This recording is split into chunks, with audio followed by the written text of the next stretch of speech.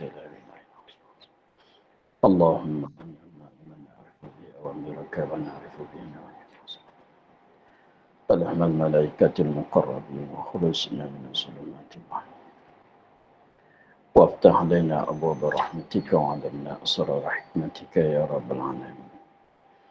رب اشرح لنا صدرنا ولساننا واحلل عقدة من لساننا ويفقهوا قولنا.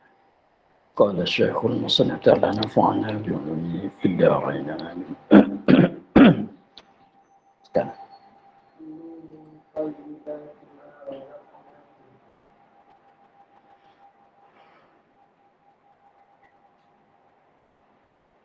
كلوا من طيبات ما رزقناكم وما ظلمونا ولكن كانوا أنفسهم يظلمون. كلوا من طيبات ما رزقناكم. Makan oleh kamu daripada makanan lazat-lazat, barang yang kami rezeki akan kamu dengan, dan jika kamu taruh maka kufur mereka itu. Dan jangan kamu taruh, maka kufur mereka itu akan nikmat itu, dan taruh mereka itu, maka diputuskan daripada mereka itu.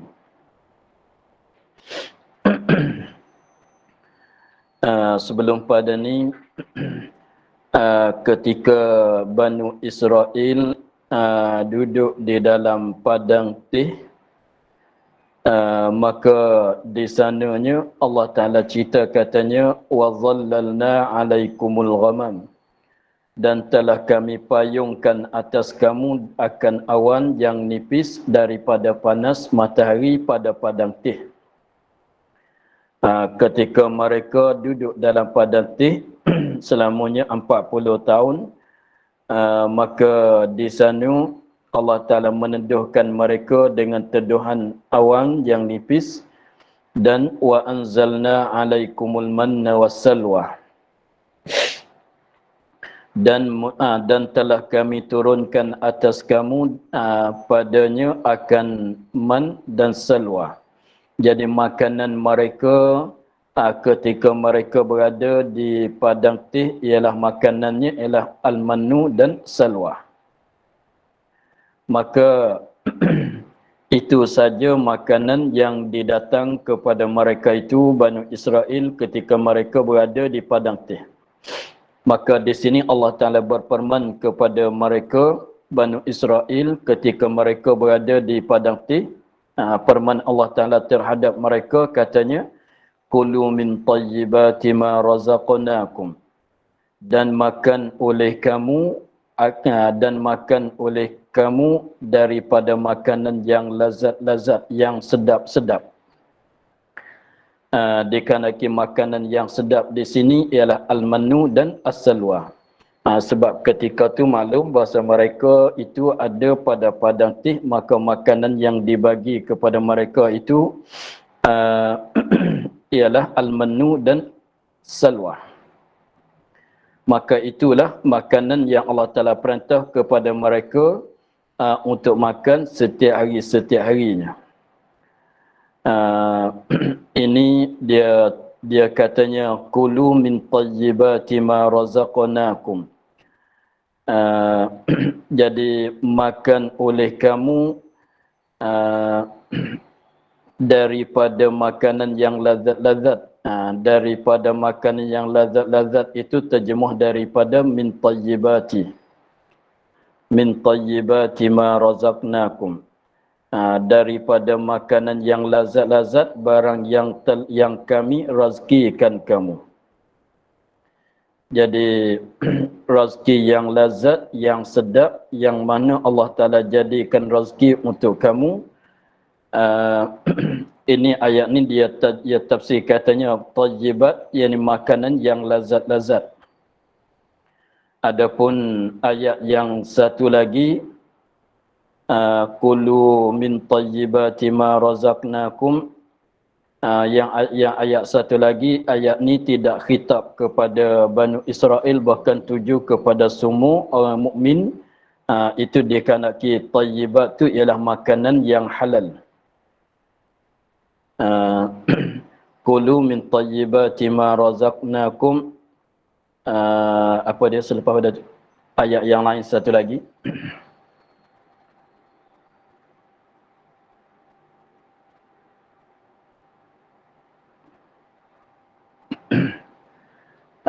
Ayat lain yang satu lagi.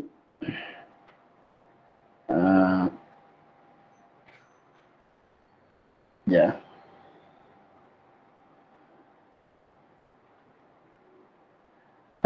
Kulu min tayyibati ma razaqnakum washkuru lillahi in kuntum iyyahu ta'budun.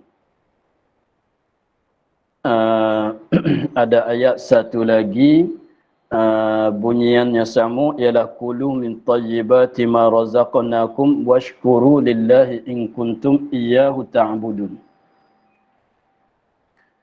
Maka dikandaki kulu min tayyibati ma razaqnakum washkuru lillahi in kuntum iyyahu ta'budun.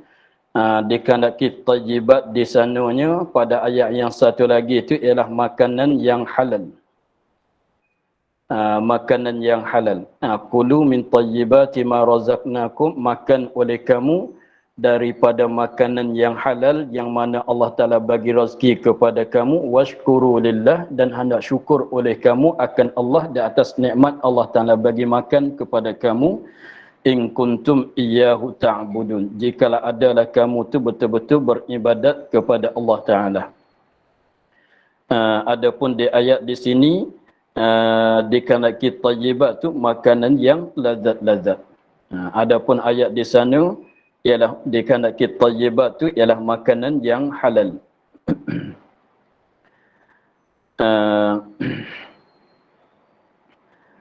Jadi katanya kulu, hendak makan oleh kamu daripada makanan yang lazat-lazat, sebab tayyibat tu maknanya yang baik. Yang baik. Baik di sini ialah sedap. Kalau ayat satu lagi, baik tu maknanya halal. Barang yang kami rezeki akan kamu. Jadi maknanya al-manu dan as-salwa, sebagaimana kita maklumnya bahwasanya setiap pagi didatangkan dengan al-manu dan as-salwa. Maka setiap orang itu dia ambil daripada salwa itu segantang seorang. Seorang tu satu gantang. Dan burung salwa, burung sitar, dia katanya itu dia ambilkan sekadar mencukupi sehari semalam. Ambil sekadar satu hari satu malam. Maka dimaksudkan dengan katanya kulu min tayyibati ma razaqnakum, apabila didatangkan salwa dan al-manu dan salwa, maka ambil sekadar cukup sehari semalam. Jangan, dia katanya, dan jangan kamu taruh, jangan ambil simpan.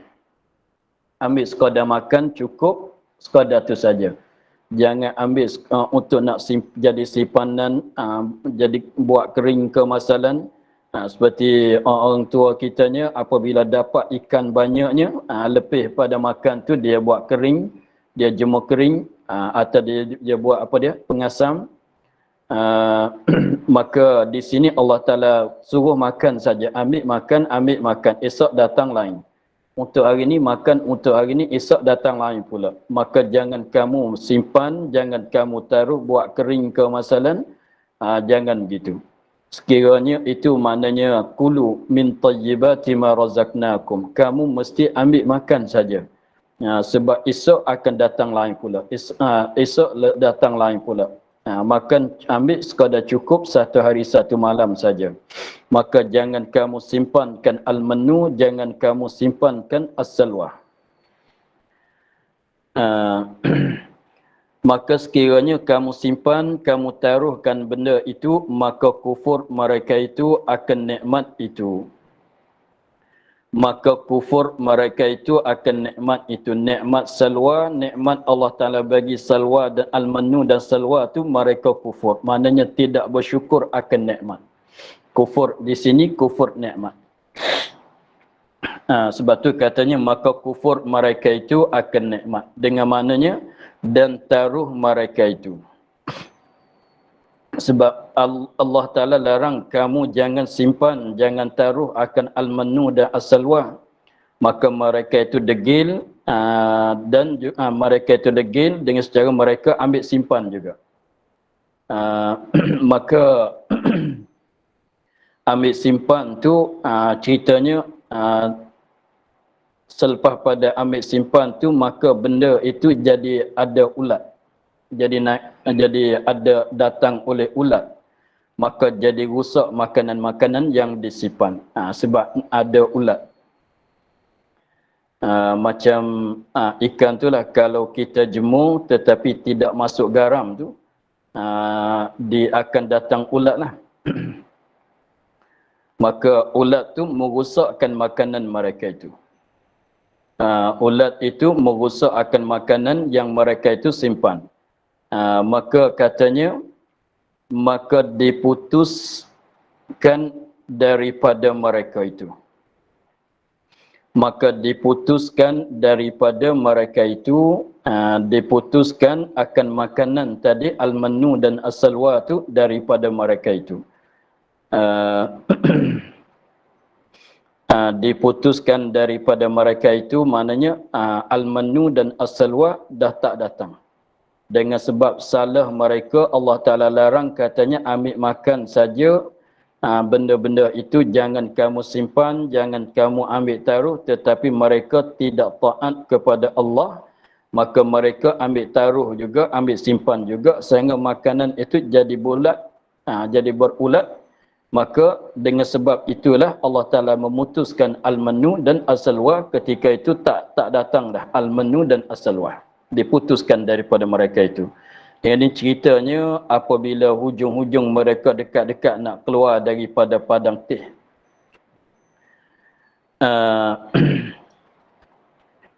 Wa ma zalamuna walakin kanu anfusahum yazlimun. Dan tiada kami zalim akan mereka itu, tetapi adalah mereka itu zalim akan diri mereka itu. Kerana kejahatan zalim kembali atas mereka itu pada akhirat. Katanya wa ma zalamuna, dan tiada kami zalim akan mereka itu. Allah Ta'ala memutuskan akan makanan daripada mereka itu. Allah Ta'ala putuskan al-manu dan as-salwa yang mana selalunya diturun kepada mereka itu, didatang kepada mereka itu dengan sebab mereka itu langgarkan larangan Allah. Maka Allah Ta'ala memutuskan. Maka memutuskan makanan itu bukan dia zaliman daripada Allah Ta'ala.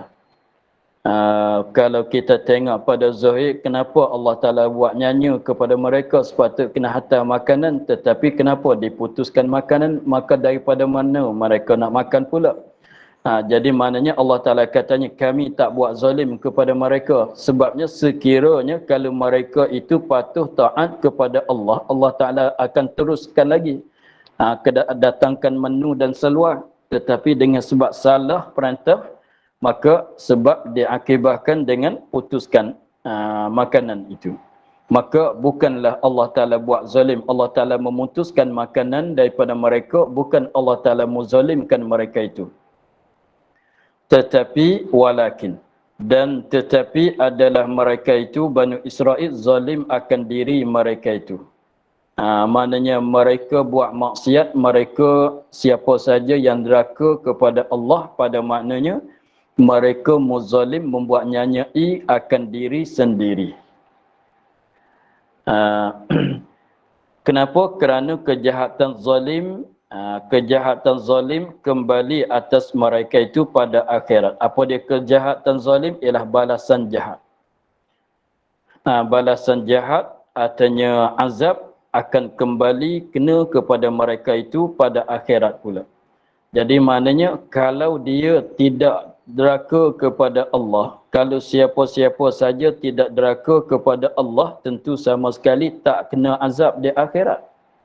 Tetapi apabila mereka cuba buat maksiat, melakukan maksiat terhadap Allah, maka pada maknanya mereka mengazabkan diri sendiri. Sebab kalau kita mengikutnya saja-saja Allah Ta'ala nak ambilkan siapa masuk ke dalam neraka itu mustahil. Tilik kepada janji Allah Ta'ala. Tetapi kenapa Allah Ta'ala memasukkan mereka itu orang yang ahli neraka, orang yang maksiat ke dalam neraka? Sebab mereka itu buat maksiat. Jadi mereka itu muazab, membuat maksiat tu pada maknanya membuat zalim ke diri sendiri, muazabkan diri sendiri. Tak sembahyang tu maknanya buat nyanyi kepada diri sendiri. Bercuri itu pada maknanya menzalim akan diri sendiri. Sebab cubanya kalau tidak ada curi, tidak ada kesalahan, macam mana nak jatuh dalam azab? Begitu. Jadi pada maknanya Allah Ta'ala firman katanya diputuskan makanan daripada mereka itu bukan Allah Ta'ala muzalimkan kepada mereka, bahkan mereka sendiri cari sebab jadi zalim kepada diri sendiri. Membuatkan sebab melakukan sebab yang menyebabkan diri mereka itu jatuh dalam kesusahan, jatuh dalam azab. Itulah pada maknanya mereka muzalimkan diri sendiri. Habis cerita di situ. Kemudian masuk cerita lain pula. Wa idh qulna, dan ketika kata kami Allah Ta'ala. Ketika tu adalah Allah Ta'ala berfirman tuju kepada Bani Israel. Ketika kami kata bagi mereka itu, bagi Bani Israel, Allah Ta'ala ada perintah kepada Bani Israel, kemudian daripada keluar mereka itu daripada padang tih. Cukup 40 tahun dapat jalan keluar. Jadi maknanya dalam masa 40 tahun tu tak jumpa jalan untuk nak keluar daripada padang tih. Tersesat di dalam padang tih. Selama 40 tahun maknanya cari jalan keluar daripada padang tih itu tak jumpa. Duduk di situnya selamanya 40 tahun, maka Allah Ta'ala bukakan bagi nampakkan jalan untuk nak keluar daripada padang tih. Maka apabila dapat keluar daripada padang tih, ke manakah mereka akan menujunya? Sebab nak keluar daripada padang tih, sebab padang tih itu dia terletak di antara ujung negeri Mesir dan Syam. Di sana. Maka apabila boleh keluar daripada padang tih itu nak menghadap kepada mana, nak pergi ke mana, maka di sinilah Allah Ta'ala perintah supaya masuk kepada sebuah kampung. Wa idh qulna, dan ketika kami kata bagi mereka itu, bagi Bani Israel, kata tu bila kemudian daripada keluar mereka itu daripada padang tih. Apabila mereka tu keluar daripada padang tih, Allah Ta'ala arahkan mereka, suruhkan mereka, katanya udkhulu hadhil qaryata, masuk oleh kamu, hendak masuk oleh kamu akan ini kampung.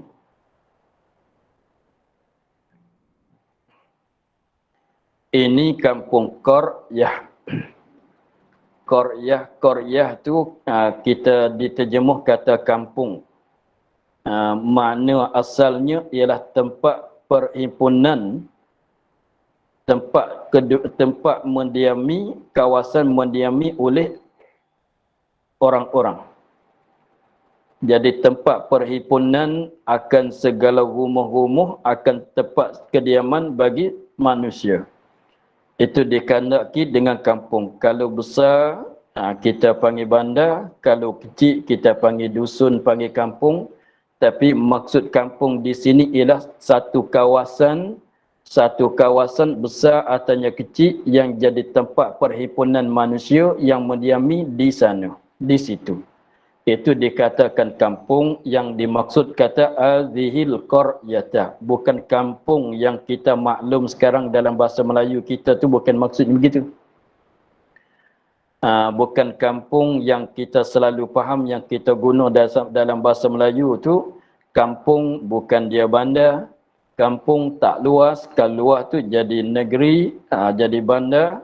Kalau ada banyak, ada melengkapi, ada kedal, ada apanya, ada pejabat tu pejabat ni, maka itu jadi bandar. Itu panggilan kita sekarang. Tetapi maksud dengan ayatnya tempat perhimpunan satu kawasan yang jadi tempat perhimpunan, tempat kediaman rumah-rumah bagi manusia.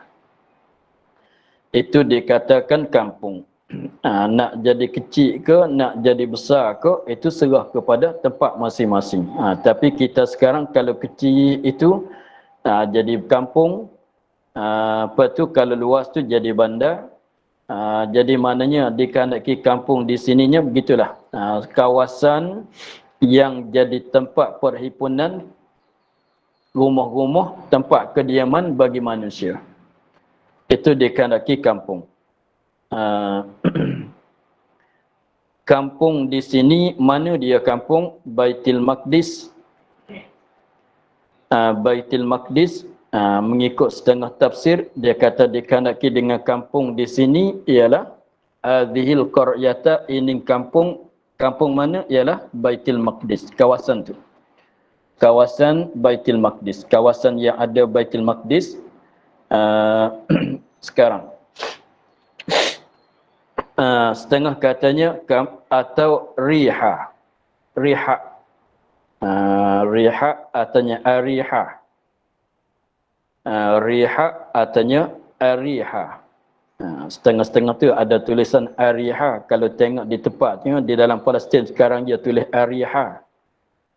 Ariha. Tapi di sini tulis riha. Itu ada dua tulisan. Riha atau ariha adalah satu wilayah di Palestin sekarang. Jadi udkhulu, selepas pada dapat keluar daripada padang tih, maka Allah Ta'ala perintah kepada mereka menuju kepada Baitul Maqdis. Di atas mengikut setengah pendapat. Setengah pendapat katanya menuju kepada ini kampung ialah kampung Ariha. Maka sekarang semuanya dah jadi bandar. Pada zaman dulu pun Baitul Maqdis dan Ariha juga dah jadi bandar. Tetapi dalam Quran kata hadhil qaryah. Sebab qaryah ni maksudnya tempat kawasan yang menghimpuni akan rumah-rumah manusia, tempat kediaman bagi manusia. Itu dikatakan kampung. Besar tak besar tu tak kira lah. Jadi sekarang mereka dah dapat keluar daripada padang tih.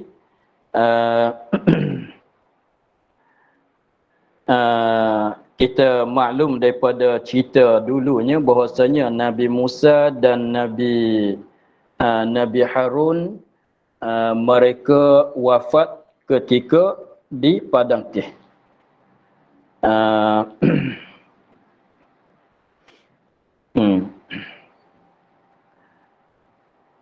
Nabi Musa dan Nabi Harun, kedua-dua Nabi itu wafat pada masa mereka duduk ada di padang tih. Jadi maknanya sekarangnya Nabi Musa dan Nabi Harun dah wafat.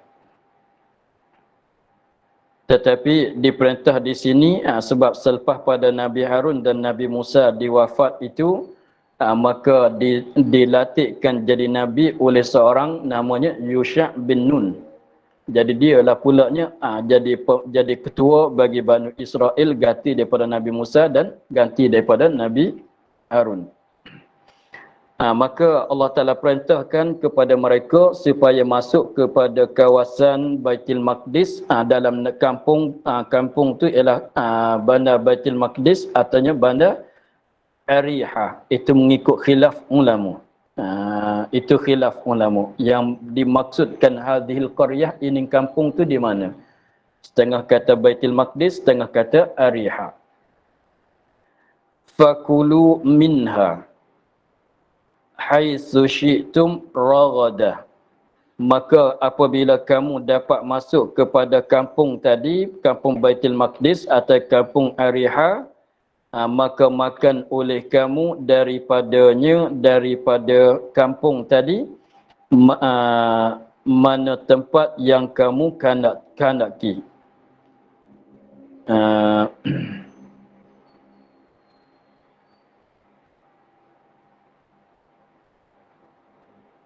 dia terjemah mana tempat ya.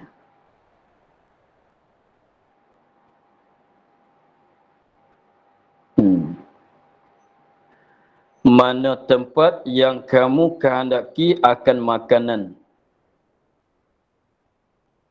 yang luas, tiada ketegahan padanya.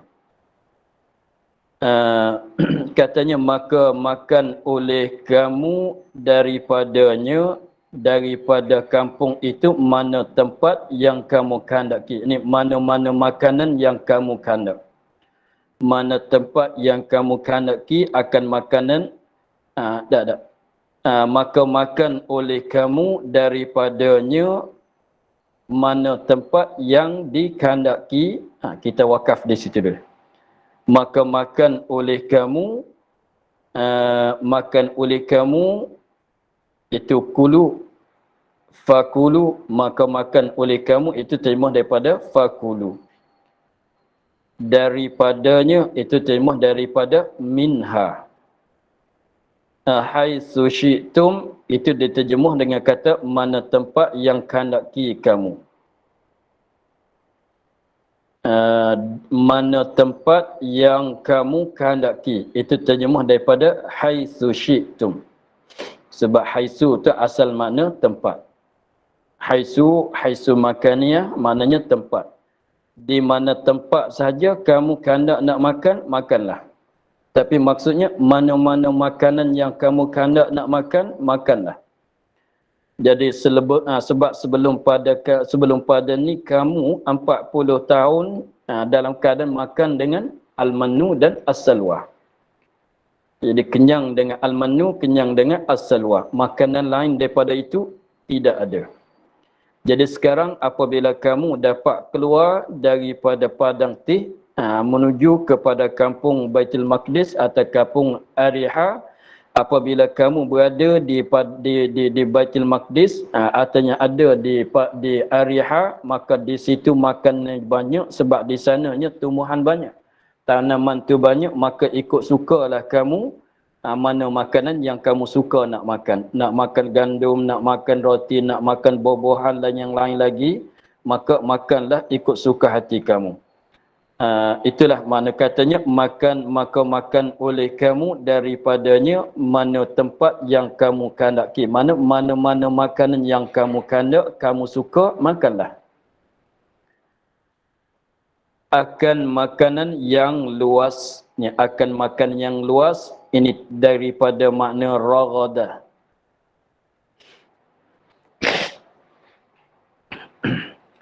Akan makanan yang luas, ini daripada raghadah. Raghadah. Akan makanan yang luas, maknanya makanan yang banyak. Makanan yang luas maknanya bukan satu benda, dua benda saja. Makanan yang boleh nak makan di sananya, di kampung itu bukan satu benda, dua benda, tak sama dengan ketika duduk padang tih. Sebab ketika mereka duduk padang tih, tidak ada pilihan melainkan al-manu dan as-salwa. Lain pada tu tidak ada makanan. Lain pada tu tidak ada makanan. Tetapi apabila kamu berada di Baitul Maqdis atau ketika kamu berada pada Ariha tu, makanan tu luaslah. Luas tu maknanya banyak pilihan.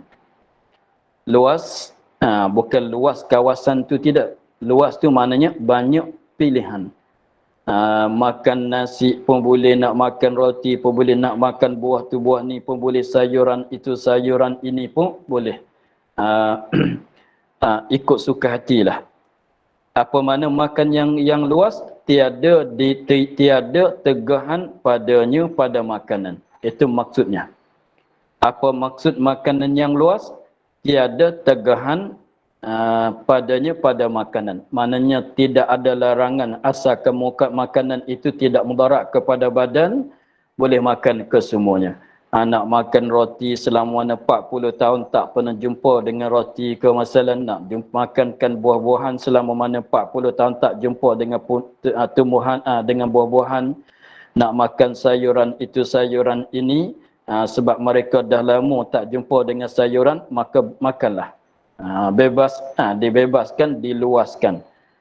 Tidak ada terbatas, tidak ada batasan, itu mana luas. Tidak ada batasan, tidak ada tegahan pada makanan. Janji jangan mudarat kepada badan, sudahlah. Itu maksudnya raghadan, makanan yang luas, bebas, banyak pilihan. Tidak ada tegahan, tidak kata itu tak boleh, yang ni tak boleh, itu tak boleh, mesti kena makan dua benda ni saja. Bukannya begitu. Maka di sini dah jadi bebas, nak simpan pun boleh. Tapi ketika duduk di padang teh, al-manu dan salwa dilarangkan simpan. Tak boleh di sini, dah boleh nak buat simpanan, nak buat secara kering kemasan buah-buahan. Setengah buah tu dijadikan kering, makan daging pun boleh boleh jadi kering untuk makan pada masa depan, boleh. Wadkhulul baba sujjadah. Wadkhulu, dan masuk oleh kamu. Masuk oleh kamu pintu kampung Baitul Maqdis. Tapi di sini dia katanya pintu kampung Baitul Maqdis. Itu mengikut tafsir yang pertama, kata kampung tadi ialah Baitul Maqdis. Maka pintu Baitul Maqdis, kalau mengikut katanya hadil qaryah, ialah kampung Baitul Maqdis. Tetapi kalau Ariha, maknanya masuk ke pintu kampung Ariha. Begitu.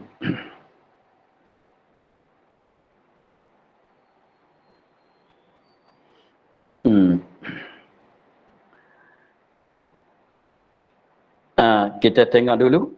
Maka masuk oleh kamu pintu kampung Baitul Maqdis. Hal keadaan kamu sujud. Tapi bukan sujud macam kita sujud sembahyang. Bukan sujud, sujada. Sujada maknanya sujud, tapi bukan cara kita sama dengan cara kita sujud dalam sembahyang. Ini sujud pada lurah. Adapun sujud macam kita sujud dalam sembahyang tu, sujud pada makna uruf, pada makna syarak, pada makna istilah. Adapun sujada di sini ialah sujud pada makna lurah. Apa makna sujud? Bongkok kepala tubuh. Mana tunduk.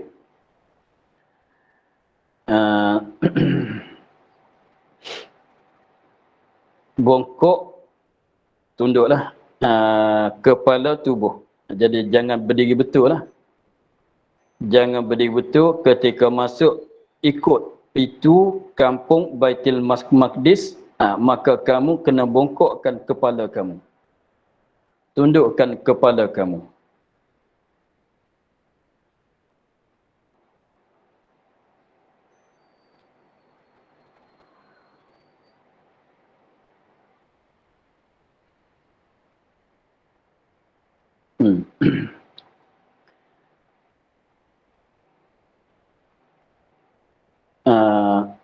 Jadi di sini wadkhulul baba, hendak masuk oleh kamu pintu kampung. Maknanya kamu tu masuk ikut pintu dia.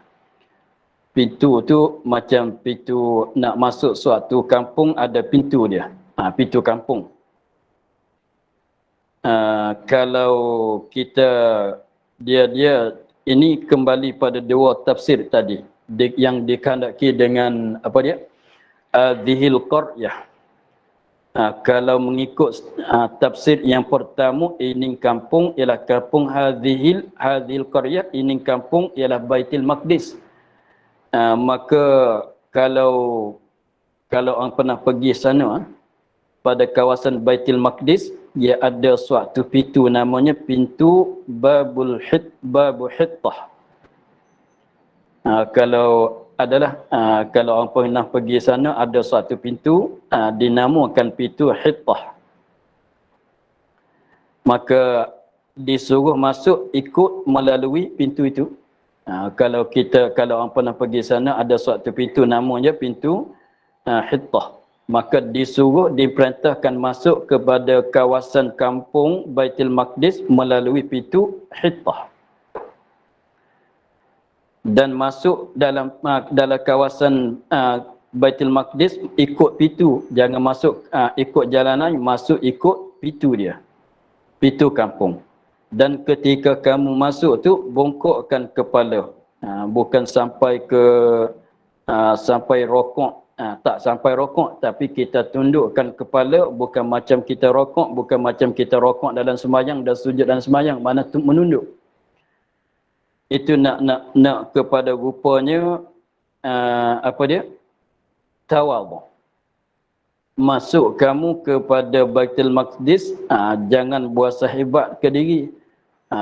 Bahkan kamu masuk kepada Baitul Maqdis tu dengan keadaan terasa tawadhu, perasaan tawadhu daripada kamu. Setengah dia katanya kena tunduk sebab pintu terendah. Jadi pintu tu dia tak tinggi sangat.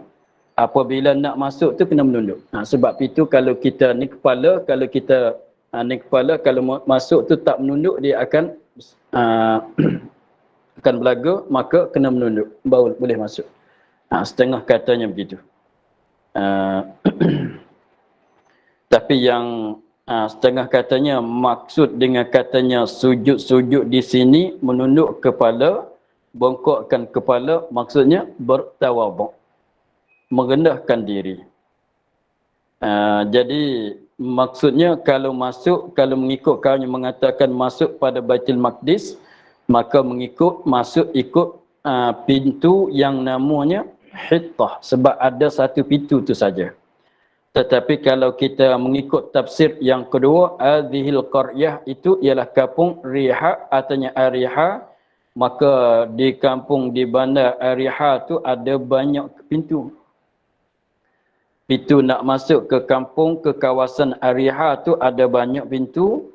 Maka maksudnya wadkhulul baba, maknanya masuk oleh kamu dengan ikutlah mana-mana pintu sekalipun daripada pintu bandar Ariha. Mana-mana pintu pun boleh kamu nak masuk, janjinya masuk kepada kampung Ariha. Di situ itu kena kembali kepada sejarah lah. Sebab ada khilaf di antara ulama, katanya masuk pada selepas pada keluar daripada padang itu masuk pada Baitul Maqdis ke masuk pada kampung Ariha. Itu ada khilaf di antara ulama.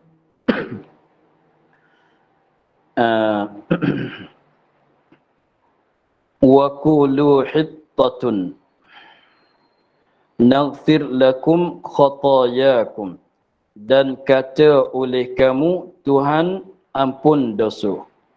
Wa qulu, qulu tu mana dan kata oleh kamu. Kamu wahai Bani Israel mesti kamu kata begini. Kata tu untuk nak minta ampun daripada Allah. Qulu hendak kata oleh kamu, yakni ketika kamu nak minta ampun dan minta ampunan daripada Allah. Apabila kamu nak minta ampun daripada Allah, kamu kata begini. Hittatun. Hittatun disuruh katanya Hittah.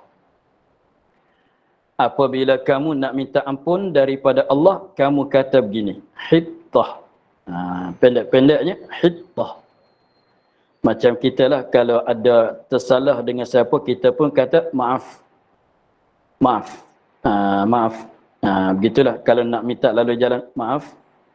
Cakap pendek-pendek, maaf. Begitulah. Maaf maknanya ampun, memohon kemaafan. Begitu. Jadi apabila kamu nak minta ampun daripada Allah, apabila kamu wahai Bani Israel, kamu nak minta ampunan daripada Allah, maka kamu katanya Hittah. Sepatah kata saja.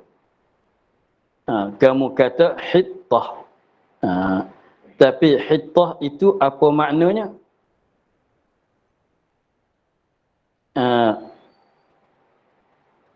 Tuhan ampun dosa.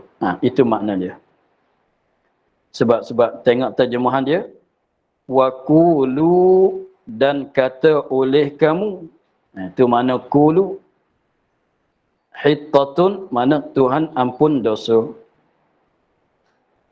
Tuhan ampun dosa.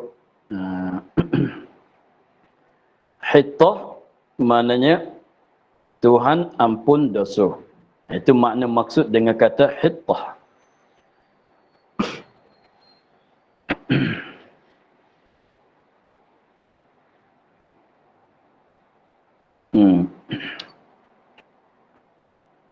Tapi kalau tilik pada makna lurah tu hittah, maknanya tempat berhenti, tempat bersinggah, artinya tempat jatuh, tempat turun, tempat turun, bukan dia, kelakuan turun, kelakuan berhenti, kelakuan jatuh, itu maksudnya.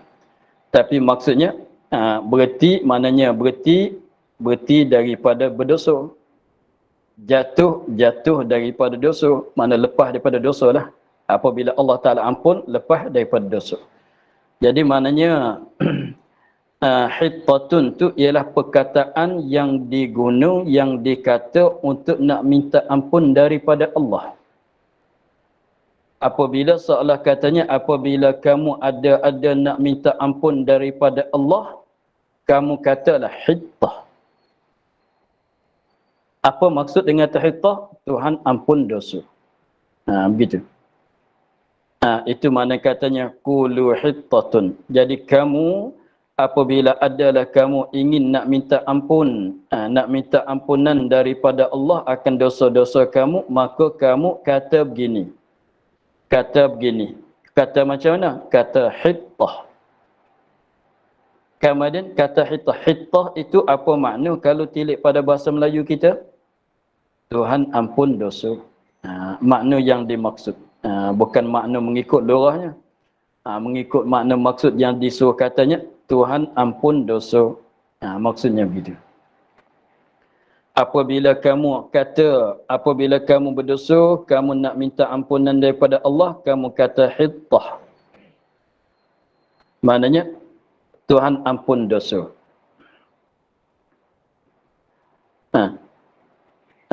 Ini perkataan yang dikatakan, macam kataan yang pendek-pendek. Yang kita kata, yang kita selalu cakap. Tengok contohnya, kalau seorang itu menghadapi raja, kata ampun tuanku.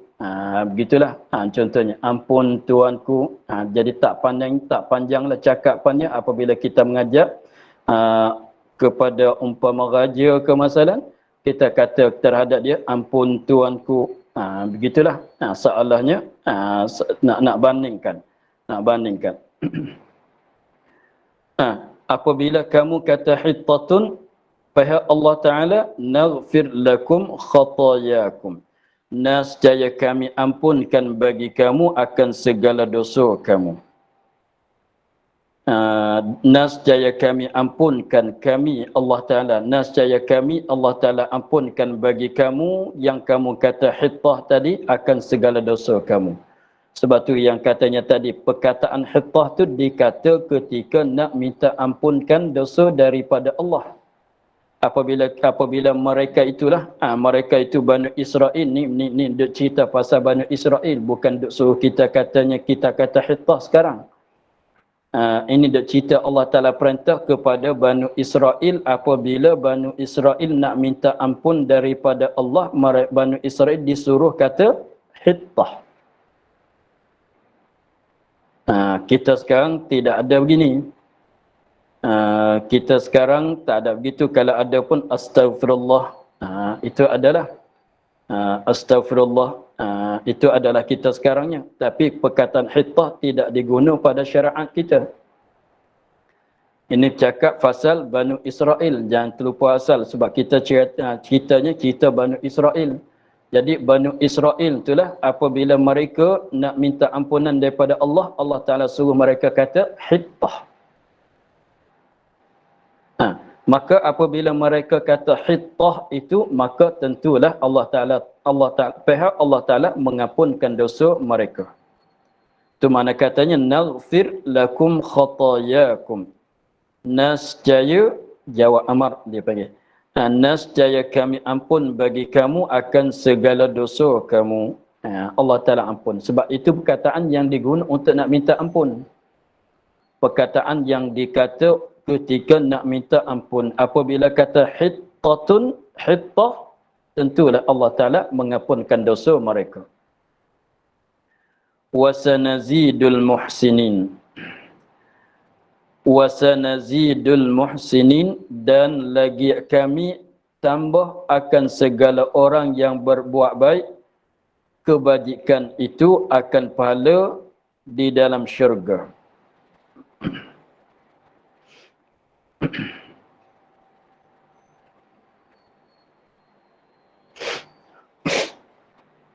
Dan lagi akan kami, selagi masa depan, selagi masa depan, dan lagi kami tambah akan segala orang yang berbuat baik, itu muhsinin. Muhsinin, orang yang buat baik. Tambah apa dia? Kebajikan itu. Tambah akan sawab, yakni sawab maksudnya pahala. Sawab bahasa Arab, pahala bahasa Melayu. Di dalam syurga. Jadi maksudnya kamu buatlah amal kebajikan, nanti apabila kamu pada akhirat esok Allah Ta'ala akan tambahkan lagi, maknanya menggandakan lagi. Tambah-tambah di sini maknanya digandakan. Buat satu boleh 10 kemasalan. Buat satu dapat 2, buat sekali dapat 3, buat sekali dapat 10. Artinya lebih banyak.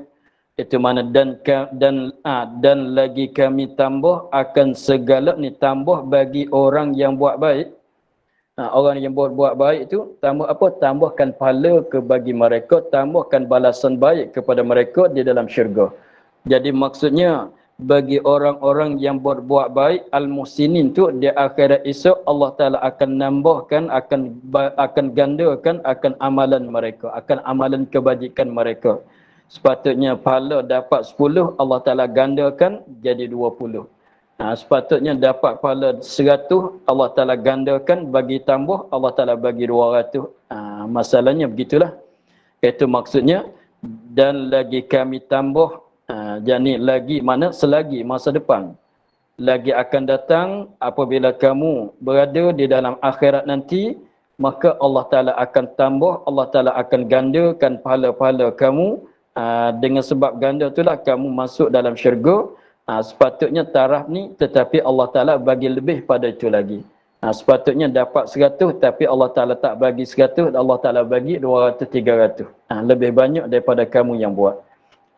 Itulah maksudnya. Wasanazidul muhsinin, maknanya Allah Ta'ala akan gandakan pahala balasan baik terhadap orang, bagi orang yang buat baik, buat kebajikan. Itulah maksudnya. Maka kita akhir di situ, fabaddala allazina zalamu qawlan ghayra allazi qila lahum. Ini ayat ni sambungan dengan waqulu hittatun lagi. Ada bersangkutan dengan waqulu hittatun lagi. InsyaAllah kita sambungkan minggu depan. Cerita masalah kata waqulu hittatun belum selesai lagi. Wallahu a'lam, walhamdulillahi rabbil alamin. أعوذ بالله من الشيطان الرجيم بسم الله الرحمن الرحيم الحمد لله رب العالمين والصلاة والسلام